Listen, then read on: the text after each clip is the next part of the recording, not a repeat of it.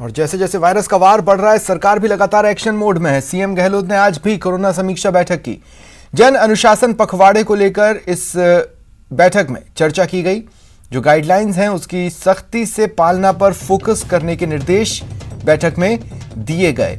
संक्रमण की चेन तोड़ने की रणनीति पर मंथन हुआ। सीएमआर में ये समीक्षा बैठक हुई।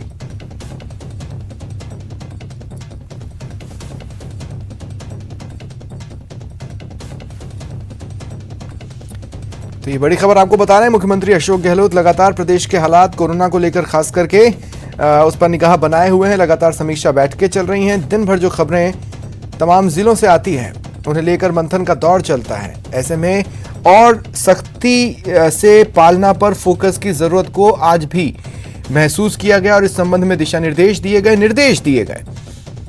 मंथन हुआ। संक्रमण की चेन तोड़ना लक्ष्य है ताकि जन अनुशासन पखवाड़ा सफल रहे। नई रणनीति क्या हो या जो मौजूदा रणनीति है उस पर ही काम करते हुए, सख्ती पर फोकस करते हुए क्या लक्ष्य को हासिल किया जा सकता है, इस पर भी मंथन हुआ। इधर भरतपुर जिले के बयाना जेल में 53 कैदी पॉजिटिव मिले। जेल प्रशासन में हड़कंप है। 91 कैदियों की कोरोना जांच कराई गई थी। 53 की रिपोर्ट पॉजिटिव आई। पॉजिटिव कैदियों में कोरोना के लक्षण नहीं है। इन बीमार कैदियों को जेल में ही आइसोलेट कर दिया गया है। चिकित्सा विभाग की टीम भी मौके पर पहुंची और इलाज शुरू कर दिया गया है।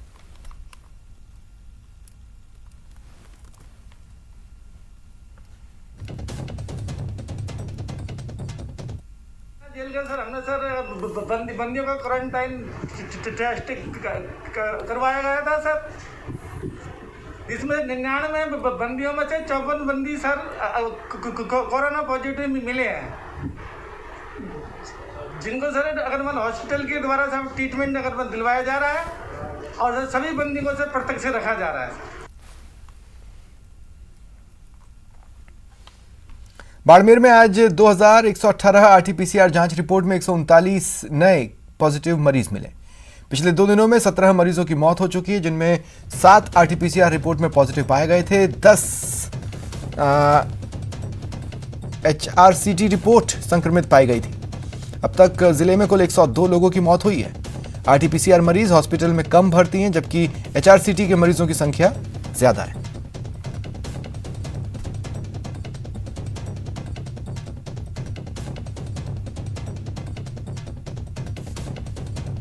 अपना जो हॉस्पिटल है उसमें 224 बेड हमने कंप्लीट जो है कोरोना के लिए डेडिकेटेड कर दी है और ऑक्सीजन की अभी जो है माकूल व्यवस्था है। सभी बेड पे ऑक्सीजन लगी हुई है और इसके अलावा जो है हमने 65 बेड बालिका छात्रावास में लगाए हैं और उसमें भी 10-15 मरीज एडमिट कर रखे हैं। अभी आज 2118 सैंपल की जांच हुई थी, जिसमें 139 केस पॉजिटिव आए हैं और आज की तारीख में 2112 अपन एक्टिव केस है और 3 डेथ हुई है जो कि आरटीपीसीआर पॉजिटिव है पीएमओ बाड़मेर में।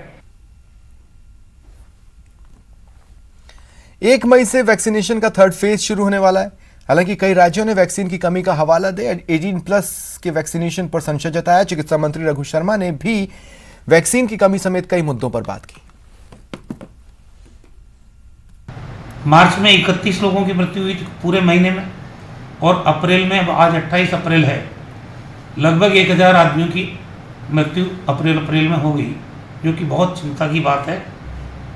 इस अप्रैल महीने में जिस ढंग से पॉजिटिव केसेस में वृद्धि हुई, हमारी ऑक्सीजन की डिमांड बढ़ी, उनको ट्रांसपोर्ट करने के लिए टैंकर्स की डिमांड बढ़ी और इंजेक्शंस रेमडेसिविर और टोसिलिजुमैब की डिमांड बढ़ी। फ्यूचर में हमको ज़्यादा संसाधनों की ज़रूरत है।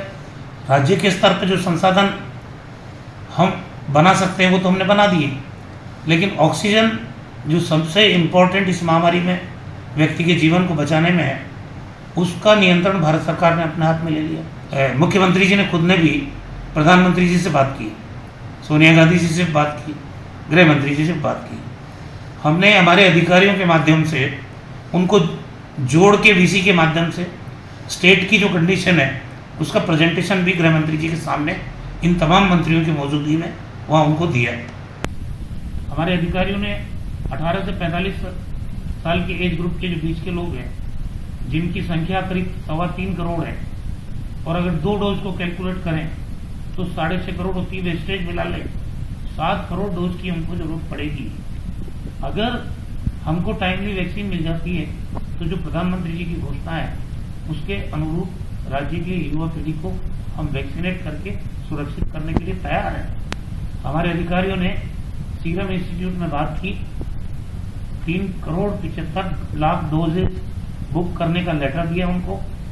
वहां के अधिकारियों ने जो जानकारी दी कि 15 मई तक तो हम जो भारत सरकार से ऑलरेडी ऑर्डर्स हमको मिले हुए हैं उनकी आपूर्ति में ही हमारा 15 मई का समय तक तो निकल जाएगा। तो हमें वैक्सीन मिल जाएगी मान लो, तभी तो इतने बड़े तबके को, जो राज्य का सर्वाधिक बड़ी आबादी है, उसको वैक्सीनेट करने की काम हम कर सकते हैं। दौसा में न्यूज 18 की खबर का असर, सीएमएचओ ने जानलेवा फरमान बदल दिया है।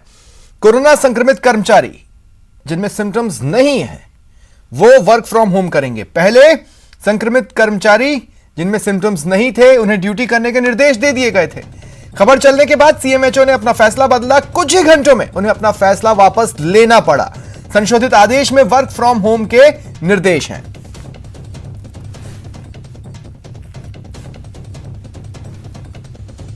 तो न्यूज 18 की खबर का ये बड़ा असर है। दरअसल सीएमएचओ ने एक आदेश जारी किया था कि अगर कोई कोरोना पॉजिटिव निकलता है लेकिन अगर उसमें सिम्टम्स नहीं है तो उसे काम में आना पड़ेगा। ये एक जानलेवा फरमान था जिससे दूसरों की जान भी खतरे में पड़ सकती थी। शायद सीएमएचओ साहब एसिम्प्टोमेटिक टर्म से उन्हें इस टर्म के बारे में जानकारी नहीं थी। लोगों में भी रोष था। हमने ये खबर चलाई जिसके बाद उन्हें अपना आदेश वापस लेना पड़ा है और अब जो संशोधित आदेश जारी हुआ है उसमें यह कर दिया गया है कि ऐसे कर्मचारी जो कोरोना संक्रमित हैं और जिनमें सिम्टम्स नहीं है वो वर्क फ्रॉम होम करेंगे।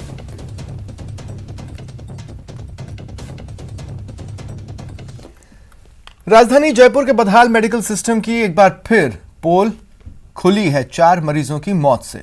जयपुर के खड़ाका हॉस्पिटल में ऑक्सीजन की कमी से मौत के मामले में जमकर हंगामा हुआ। जिम्मेदार नजर चुरा रहे हैं, मरीज और उनके परिवार वाले हलकान हैं। ये आप बताइए, सिलेंडर ला रहे थे ना हम लोग। आप इस जगह गलत आज रात को ही नया रूल लागू हुआ। ऑक्सीजन पर हाहाकार। एक मिनट मैडम, देखो ऐसा है, मैं आपके फेवर में बोल रहा हूँ। बेमौत मर रहे मरीज, परिजन लाचार। तो आपके स्टाफ का एक बंदा यहाँ मौजूद है। भैया मेरे पेशेंट को इन्होंने सीपीआर दिया है, इन्होंने दिया है। सिस्टम को ऑक्सीजन कब? आग लगा लो सालों के, इससे बढ़िया हॉस्पिटल। ये आक्रोश नहीं, वेंटिलेटर पर पड़े सिस्टम का मातम है। अपनों की मौत पर परिजनों की लाचारी है। अरे तो इंजेक्शन आदमी खा रहा है, मुंह से खाना खा रहा है, तुम उसे इंजेक्शन देके खाना बंद करा रहे उसका, तो कहने पहले मार दो तुम उसको और फिर कह दो कोरोना का पेशेंट मर गया। जीवन और मौत वैसे तो किसी के हाथ में नहीं होती, मगर उम्मीदों का टूट जाना नफरत पैदा करता है, व्यवस्था के प्रति नफरत पैदा करता है।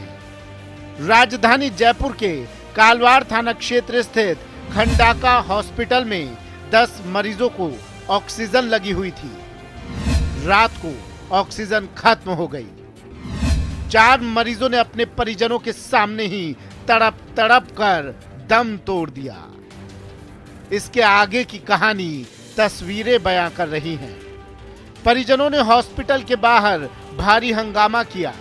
आरोप तो यह है कि ऑक्सीजन खत्म होती देख हॉस्पिटल का पूरा स्टाफ वहां से भाग गया। एक तरफ जहां परिजन हॉस्पिटल पर गंभीर लापरवाही का आरोप लगा रहे हैं, वहीं अस्पताल प्रशासन का कहना है कि ऑक्सीजन की कहीं कोई कमी नहीं थी। परिजनों के बवाल की खबर पर अस्पताल पहुंचे पुलिस अफसर ने स्थिति को काबू में करने के लिए अतिरिक्त जवानों को हॉस्पिटल में तैनात कर दिया है। लेकिन कोटा और बीकानेर में ऑक्सीजन की कमी से 3 मरीजों की मौत के साथ ही राजधानी जयपुर में हुई मौतों ने साबित कर दिया है कि कोरोना वायरस की तेज रफ्तार से सिस्टम की सांस उखड़ रही है। न्यूज 18 राजस्थान के लिए जयपुर से लवली वधवा की रिपोर्ट। राज्य सरकार के पास ऑक्सीजन सप्लाई करने के लिए टैंकर भी कम पड़ रहे हैं। ऐसे में बाड़मेर जिला प्रशासन ने ऑयल और गैस कंपनियों के 11 टैंकर्स का अधिग्रहण किया। ये सभी टैंकर्स बुधवार जयपुर पहुंचे। यहां से इन टैंकर्स को अलग अलग जगह ऑक्सीजन रिफिलिंग के लिए भेजा जाएगा। टैंकर्स के साथ बाड़मेर से आए बीडीओ छोटू सिंह काजला ने बताया कि इन टैंकर्स की क्षमता 28,500 गैलन है।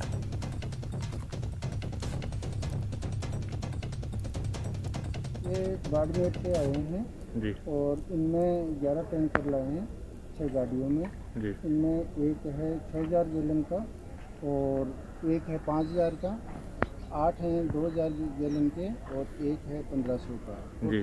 11 टैंकर में 28,500 गैलन की कैपेसिटी है।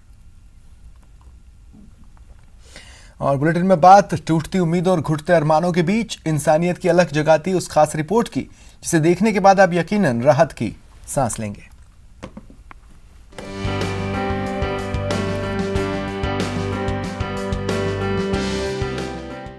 कोरोना के खिलाफ छिड़ी इंसानियत की जंग सिस्टम अकेले नहीं लड़ सकता, इसमें सबकी सहभागिता की जरूरत है। तभी इस मुश्किल वक्त में सत्संग परिसर और वृद्धाश्रम का नया रूप देखने को मिल रहा है, वैसा रूप जो अब तक अनदेखा था, अनसुना था। चीख पुकार और हाहाकार के बीच कोरोना मरीजों की बेड की किल्लत के बीच यह तस्वीर सुकून देने वाली है, आश्वस्त करने वाली है। राजधानी जयपुर के सबसे बड़े समाजसेवी संस्था राधा स्वामी सत्संग व्यास परिसर अस्थायी कोरोना केयर सेंटर में तब्दील हो चुका है। शहर से दूर, प्रदूषण से मुक्त, शांत माहौल में कोरोना मरीज सेहत प्राप्त कर रहे हैं। 500 बेड का कोविड केयर सेंटर 26 अप्रैल से हुआ शुरू। दवाई के साथ योग और भजनों का मिल रहा डोज। यहाँ इलाज के साथ मरीजों को आयुर्वेद विभाग की ओर से योगा और मेडिटेशन कराया जा रहा है। राधा स्वामी सत्संग भवन की ओर से यहाँ लगे स्पीकर के माध्यम से भजनों का डोज दिया जा रहा है, ताकि मरीजों में सकारात्मक ऊर्जा का संचार हो। जो इसमें करीब 10 लाख स्क्वायर फीट इसका एरिया है, जिसमें करीब 8 से 10 हजार बेड लग सकते हैं। लेकिन अभी शुरुआत में हम 500 बेड से इसकी शुरुआत करने की है और इसमें जेडीए पूरा सहयोग दे रहा है। और राधा स्वामी सत्संग जो है, ये इनकी तरफ से ये लंच, ब्रेकफास्ट, डिनर, ये जो भी सुविधाएं ये दे रहे हैं। बहुत अच्छी जगह है। कोविड पेशेंट्स के लिए बहुत ही शानदार जगह रहेगी, उनके लिए रिकवरी के लिए, क्योंकि एक तो खुला स्पेस है, इन्वायरमेंट बहुत अच्छा है, चारों तरफ ग्रीनरी है। ऑक्सीजन का भी लेवल यहाँ पे बाहर सिटी की वजह से ज्यादा, सिटी से बेटर है। कोरोना पेशेंट की हाहाकारी रफ्तार को देखते हुए चिकित्सा विभाग अब डूंगरपुर नगर परिषद के वृद्धाश्रम में 100 बेड का कोविड-19 डेडिकेटेड अस्पताल चलाने जा रहा है। इसके लिए चिकित्सा विभाग अपनी तैयारियों को अंतिम रूप दे रहा है, ताकि जानलेवा रफ्तार पर रोक लगाई जा सके। कोरोना की दूसरी लहर का कहर बरकरार है, जिससे निपटने में सिस्टम की सांस फूल रही है। समाज आगे बढ़कर अपनी सहभागिता दर्ज करा रहा है। इसमें सभी प्रकार की मरीजों के भर्ती रहने की व्यवस्था रहेगी, ट्रीटमेंट रहेगा और यदि ऑक्सीजन की आवश्यकता होगी तो ऑक्सीजन की व्यवस्था भी इसमें रहेगी। सर, हम इसे कल या परसों तक शुरू करने की स्थिति में आ जाने चाहिए। कोरोना के अंत के लिए इस यज्ञ में सभी की आहुति की जरूरत है। आप भी अपने हिस्से की आहुति डालकर इस जंग में अपनी सहभागिता दर्ज कराइए। Bureau report, news 18 Rajasthan. Corona की इस लड़ाई में रिलायंस भी कदम से कदम मिलाकर देश का साथ निभा रहा है। जहां जरूरत है वहां सहयोग कर रहा है। ऐसा ही एक सहयोग गुजरात के जामनगर में शुरू हुआ। वहां आरआईएल की तरफ से 1000 बेड वाला अस्पताल तैयार करवाया जा रहा है, ताकि कोरोना के मरीजों को मदद पहुंचाई जा सके।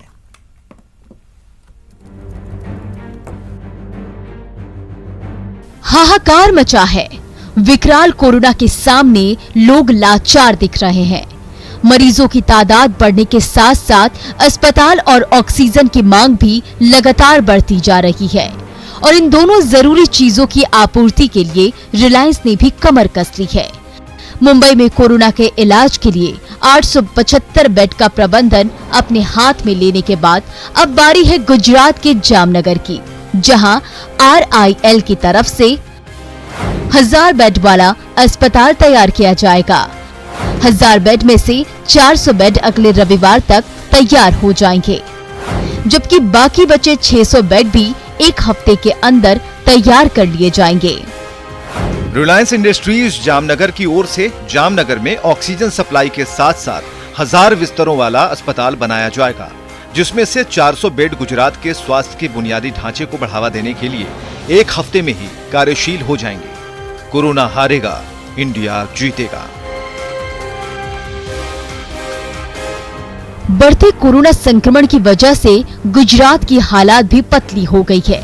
यही वजह है कि प्रदेश के मुख्यमंत्री विजय रूपाणी ने RIL के चेयरमैन मुकेश अंबानी से जामनगर में कोविड मरीजों के इलाज के लिए अस्पताल बनाने का अनुरोध किया, जिसे मुकेश अंबानी ने न सिर्फ माना बल्कि जल्द से जल्द पूरा करने के लिए पूरी ताकत लगा देने का भरोसा भी दिया है। बता दें कि रिलायंस इंडस्ट्री लिमिटेड के जामनगर रिफाइनरी में हर दिन 700 टन से अधिक मेडिकल ऑक्सीजन का उत्पादन हो रहा है। ये ऑक्सीजन कोविड-19 से प्रभावित राज्यों को मुफ्त में दी जा रही है, लेकिन अब ऑक्सीजन के उत्पादन में और तेजी लाने के प्रयास जारी है और जल्द ही यहाँ के हर दिन 1000 टन से अधिक मेडिकल ऑक्सीजन का उत्पादन करने का लक्ष्य रखा गया है। देश अभी बेहद मुश्किल वक्त से गुजर रहा है। कोरोना के खिलाफ छिड़ी इस जंग में हर कोई अपनी तरफ से कोशिश कर रहा है। इस लड़ाई में रिलायंस भी देश के साथ खड़ा है ताकि देश को जिताया जा सके। Bureau report, news 18 network. पूर्व मंत्री और भारतीय ओलंपिक संघ के उपाध्यक्ष श्री जनार्दन सिंह गहलोत के निधन पर जल शक्ति मंत्री गजेंद्र सिंह शेखावत ने ट्वीट कर शोक जताया। उन्होंने ट्वीट कर लिखा, अंतर्राष्ट्रीय कबड्डी फेडरेशन के अध्यक्ष और भारतीय ओलंपिक संघ के उपाध्यक्ष श्री जनार्दन सिंह गहलोत का देहावसान अत्यंत दुखद है। मैं भगवान बालाजी महाराज से उनकी दिवंगत आत्मा की शांति के लिए प्रार्थना करता हूं। शोकाकुल परिवार के प्रति मेरी आत्मीय संवेदनाएं।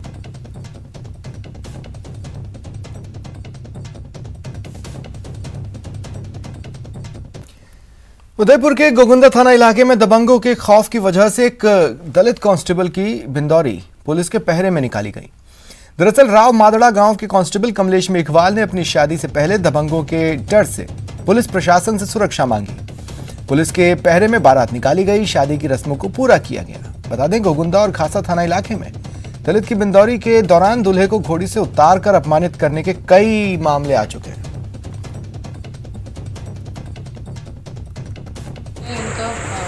बारात घोड़ी पे चढ़ने का मामला था, तो प्रशासन और पुलिस की मौजूदगी में शांतिपूर्ण प्रोग्राम रहा। कोरोना काल में एहतियात ने नए तरीकों को जन्म दिया। इसकी एक बानगी मंगलवार रात बांसवाड़ा शहर में दिखी, जब बिंदौली और गणेश पूजा के लिए परिजन दूल्हे की घोड़ी पर ले जाने के बजाय कंधे पर बैठाकर निकले। सरकारी प्रतिबंध के बीच कोई घोड़ी वाला दूल्हे के लिए घोड़ी देने को राजी नहीं। इसके चलते परिजनों ने तय समय पर विवाह की रस्म पूरी करने की ठानी और घोड़ी के अभाव में दूल्हे को कंधे पर बिठाकर आयोजन पूरा किया।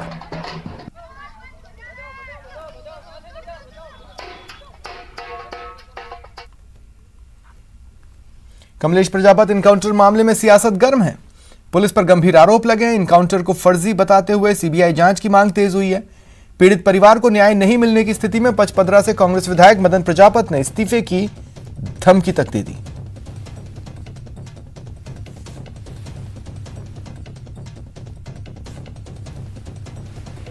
और समाज बंधु और सतीश को जो भी कहेगी, मैं आपकी भावना की कदर करते हुए पहले भी कहा कि न्याय मांगते वक्त पद मायना नहीं रखता है और न्याय के लिए और न्याय से बड़ा पद नहीं मानता मैं, और मेरे लिए पद बड़ा नहीं है। मैं अंतिम दम तक संघर्ष करूंगा, हमें न्याय दे। और किसी ने अगर इसमें आनाकानी की तो पद मेरे लिए बड़ा नहीं है। मैं न्याय नहीं मिला तो पद भी छोड़ सकता हूं। कोरोना की दूसरी लहर में जलदाय कर्मचारियों की मुश्किलें बढ़ रही हैं। एक तरफ राज्य सरकार संक्रमण से बचाव के लिए आम जनता से घरों में रहने की अपील कर रही है, दूसरी तरफ विभाग में राजस्व वसूली, मीटर रीडिंग, बिल वितरण के साथ साथ अवैध कनेक्शन के खिलाफ अभियान जारी है। ऐसे में न सिर्फ राजधानी जयपुर बल्कि दूसरे इलाकों में भी कर्मचारी कोरोना की चपेट में आ रहे हैं। राजस्थान वाटर वर्क्स कर्मचारी संघ ने सरकार से विशेष अभियान को रोकने की अपील की है।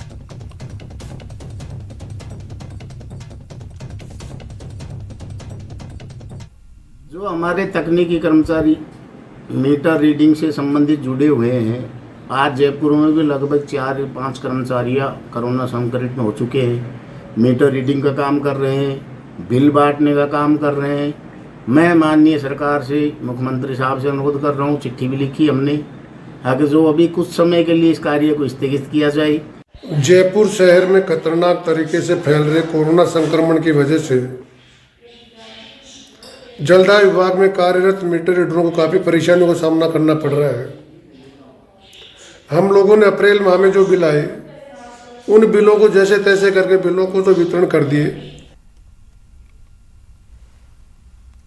Rajasthan state mineral exploration trust राज्य की 5 परियोजनाओं में खनिज भंडारों की खोज कराएगा।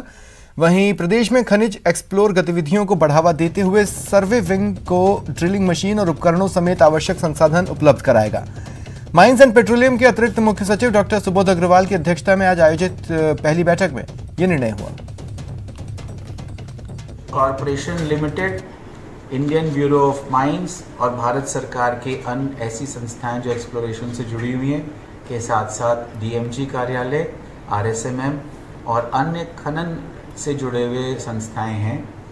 इसकी बैठक में जो मुख्य निर्णय लिए गए वो ये थे कि जितनी भी हमारी एक्सप्लोरेशन की गतिविधि है उसको गति दी जाए। वर्तमान में राजस्थान में डीएमजी के अधीन लगभग 8 ड्रिलिंग यूनिट हैं जो पूरे वर्ष में 2500-2600 मीटर ही ड्रिल कर पाती हैं। इसमें एग्जीक्यूटिव कमेटी में 7 सदस्य हैं, MECL, IBM और अलग अलग संस्थाओं के प्रतिनिधि हैं। आज राजस्थान में बांसवाड़ा के मातेश्वरी ग्रुप ने प्रथम पंक्ति के कोरोना वॉरियर्स को ताज़ा भोजन उपलब्ध कराने की अनूठी और अनुकरणीय पहल की है। ग्रुप ने फूड वैन का संचालन शुरू किया।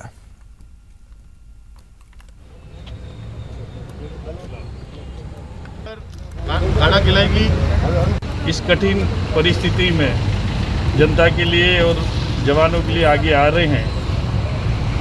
मुझे खुशी भी है और इस संक्रमण काल के दौरान हॉस्पिटलों में खाने की व्यवस्था हो, चाहे मरीजों के खाने की व्यवस्था हो, उनके पेरेंट अटेंडेंट के खाने की व्यवस्था, सारी हम भामाशाह के माध्यम से कर रहे हैं और नगर पालिका भी उसमें पूरी तरह से डटी हुई है। आज के इस मौके पर पुणे में फिलहाल इतना ही। नमस्कार।